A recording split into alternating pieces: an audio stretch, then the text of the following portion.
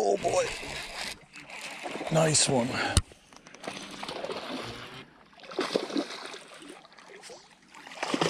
Hit that one on the fault.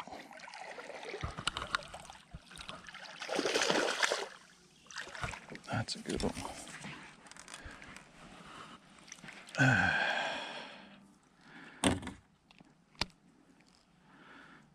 Good one.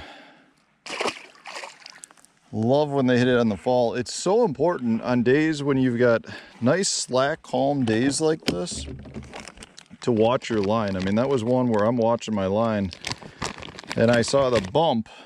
Didn't really feel it, but saw the bump. So this bait right here just accounted for that fish catch, and it's one of my absolute go-to baits that I use for a lot of different techniques.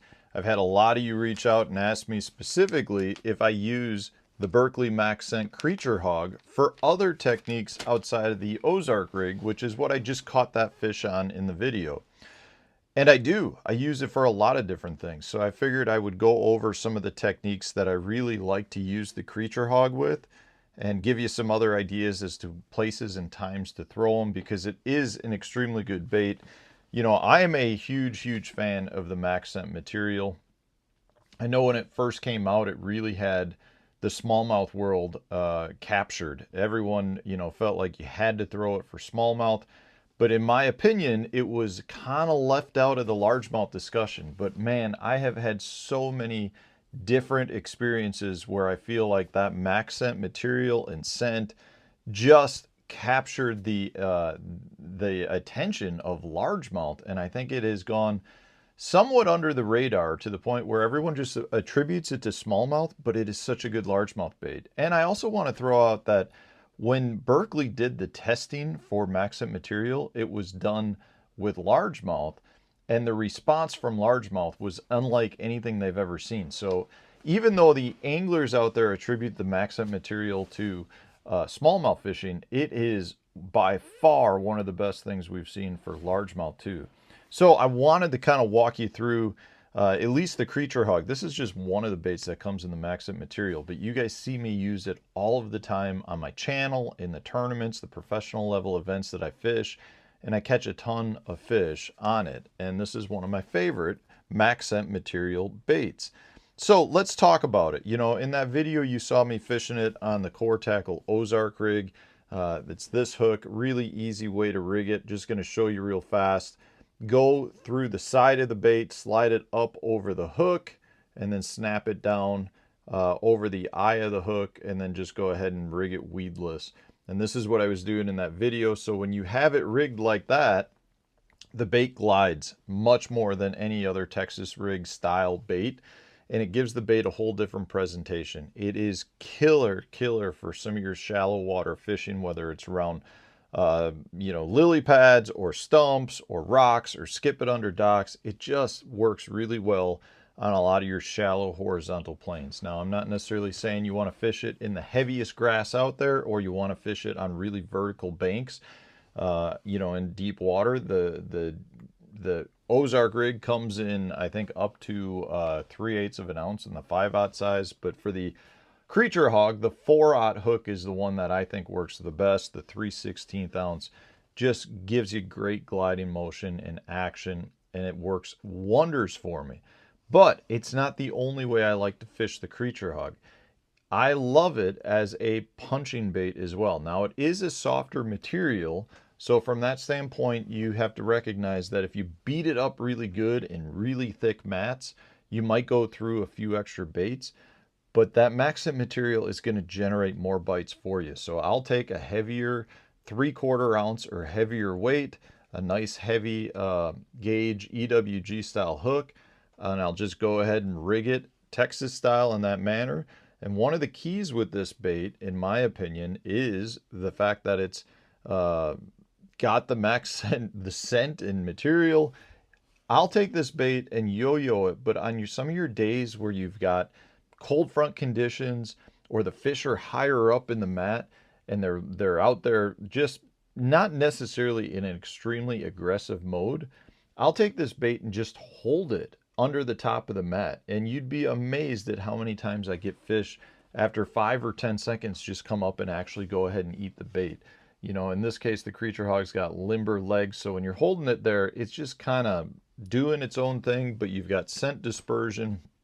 It generates a lot of strikes for me. So I like, if I can get away with a 3/4 ounce weight, I go with it. Generally, anytime I'm punching, I'm looking to use the lightest weight possible. So if I can punch with 3/4 ounce, I'm going to do it. If that's not getting through on a consistent basis, I go up to an ounce. If that's not working, 1.25 ounces, and keep going all the way up. Sometimes you might need 2 ounces of weight. Now, if you do need 2 ounces of weight, though, a lot of times I feel like the material is a little soft and you're not going to be able to punch through as good as you want because sometimes your hook might poke through. But if you're talking about punching up to 1.5 ounces, that's not bad.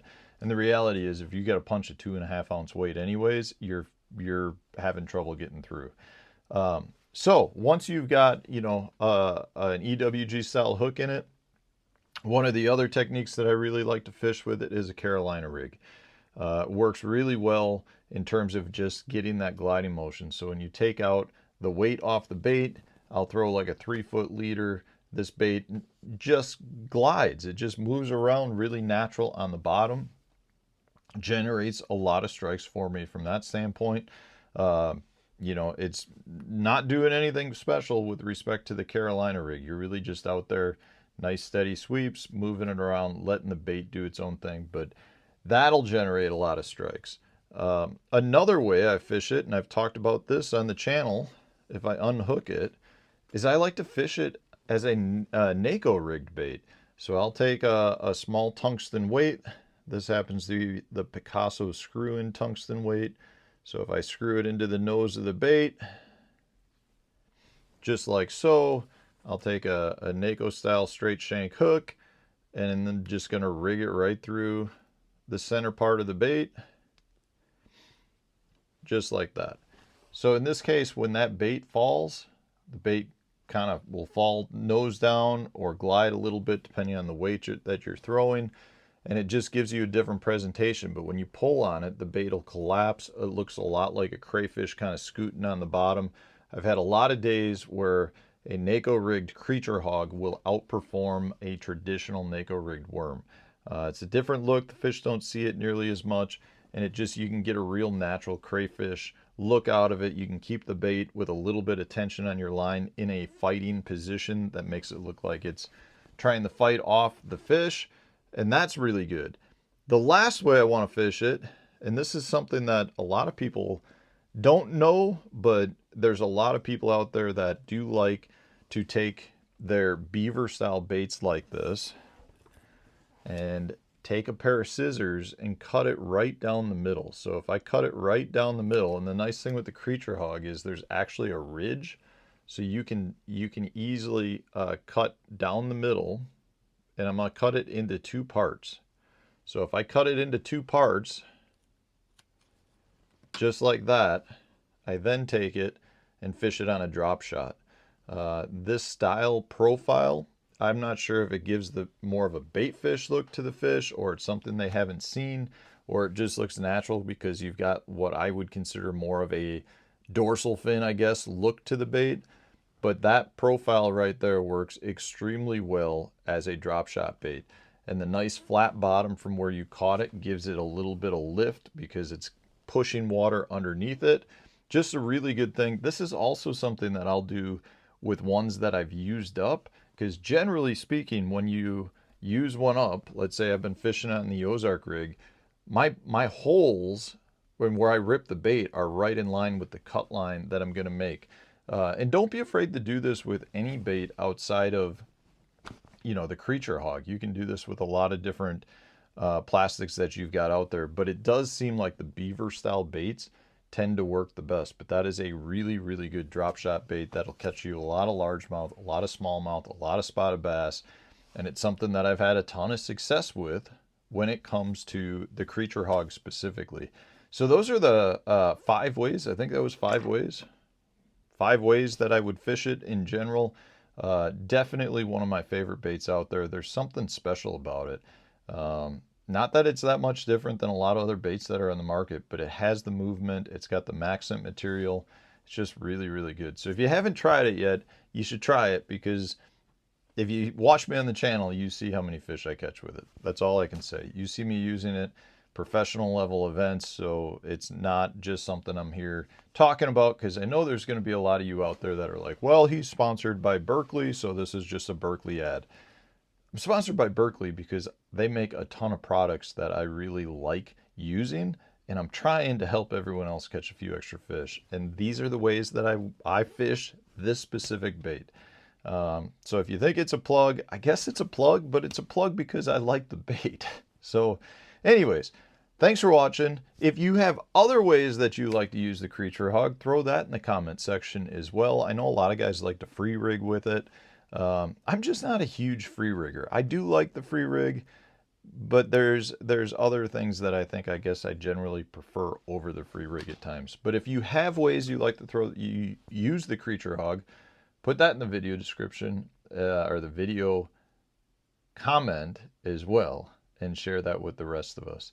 Anyways, thanks for watching. I appreciate all the support. Stay tuned, new video coming out tomorrow.